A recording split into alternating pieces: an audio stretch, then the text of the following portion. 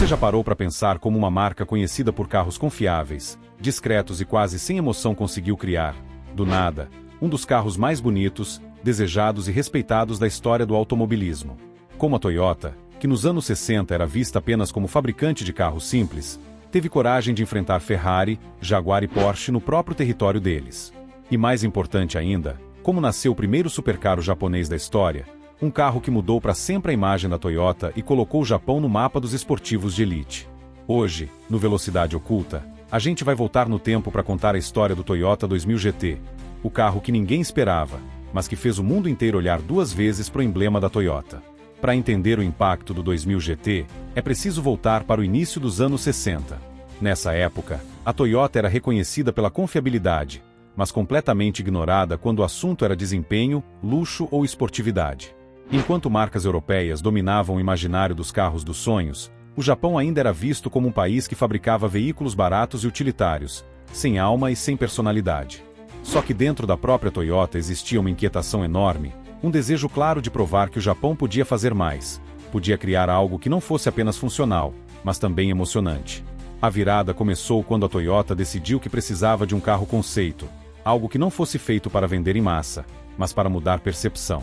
Um carro que fosse baixo, largo, rápido e bonito, capaz de sentar na mesma mesa que os esportivos europeus sem passar vergonha. E foi aí que nasceu a ideia do projeto 280A, que mais tarde se tornaria o lendário Toyota 2000 GT. Curiosamente, a Toyota não fez tudo sozinha. Ela contou com a parceria da Yamaha, uma empresa que muita gente conhece por motos e instrumentos musicais, mas que na época tinha um braço fortíssimo de engenharia automotiva. A Yamaha ficou responsável por ajudar a transformar um motor 6 cilindros relativamente comum em algo digno de um supercarro. O resultado foi um motor de 2 litros, 6 cilindros em linha, com duplo comando de válvulas no cabeçote, algo extremamente avançado para a época, especialmente vindo do Japão. Esse motor entregava cerca de 150 cavalos, um número que hoje pode parecer modesto, mas que nos anos 60 colocava o 2000 GT em pé de igualdade com esportivos europeus renomados. Ele era acoplado a um câmbio manual de 5 marchas, outro detalhe raro naquele período, principalmente em carros japoneses. A tração era traseira, como manda o figurino de um verdadeiro esportivo, e o equilíbrio do conjunto impressionava até os críticos mais céticos. Mas se a mecânica já chamava atenção, o design era simplesmente absurdo para a época. O Toyota 2000 GT tinha linhas longas, elegantes e agressivas ao mesmo tempo. Capô extenso, traseira curta, faróis escamoteáveis e uma silhueta que facilmente poderia ser confundida com o Jaguar E-Type. Não por acaso, até hoje ele é considerado um dos carros japoneses mais bonitos já feitos, e não apenas por fãs da marca, mas por designers e historiadores do mundo inteiro. O interior também quebrava expectativas. Nada de acabamento simples ou barato. O painel tinha instrumentos inspirados em aviões, volante de madeira e materiais que passavam uma sensação real de luxo. Era a Toyota dizendo, sem falar uma palavra, que sabia fazer algo muito além de carros econômicos. Quando o 2000 GT foi apresentado ao público, o choque foi imediato. Ninguém esperava aquilo vindo do Japão. Críticos ficaram sem argumentos, e o carro passou de curiosidade exótica a objeto de respeito em pouquíssimo tempo. E a Toyota não parou por aí. Ela levou o 2000 GT para as pistas e para recordes de resistência, provando que aquele não era apenas um carro bonito, mas também extremamente competente. O modelo quebrou vários recordes de velocidade e resistência, incluindo provas de longa duração que deixaram marcas europeias em situação desconfortável. Talvez o momento mais icônico da carreira do 2000 GT tenha sido sua aparição em um filme de James Bond, em You Only Live Twice. Por conta da altura do ator, o carro precisou ser convertido em uma versão conversível exclusiva para o filme.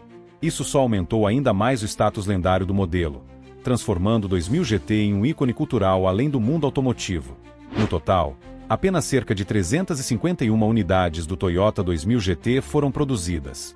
Isso faz dele não apenas um supercarro histórico, mas também um dos carros japoneses mais raros e valiosos do mundo. Hoje, exemplares bem conservados facilmente ultrapassam valores milionários em leilões, competindo diretamente com clássicos europeus consagrados. Mas talvez o maior legado do 2000 GT não esteja nos números, nem nos recordes, nem no preço astronômico. O verdadeiro impacto desse carro foi mudar a forma como o mundo enxergava a Toyota e, por consequência, o Japão. Depois dele, ficou claro que o país tinha capacidade técnica, criatividade e ousadia para criar máquinas de alto nível. Sem o 2000 GT, talvez nunca tivéssemos visto carros como o Supra, o Lexus LFA ou até mesmo a mentalidade esportiva que a Toyota carrega até hoje. Ele foi a faísca inicial, o primeiro passo de uma revolução silenciosa que transformou a indústria automotiva japonesa. O Toyota 2000 GT não foi feito para ser popular, nem para vender muito. Ele foi feito para provar um ponto. E esse ponto foi provado com tanta força que até hoje, décadas depois, o nome desse carro ainda causa respeito imediato em qualquer conversa sobre grandes esportivos da história. E se você curte esse tipo de conteúdo sobre história, a tecnologia e as curiosidades do mundo automotivo, já segue o canal Velocidade Oculta para não perder os próximos vídeos. Aqui, a paixão por carros vai muito além do volante.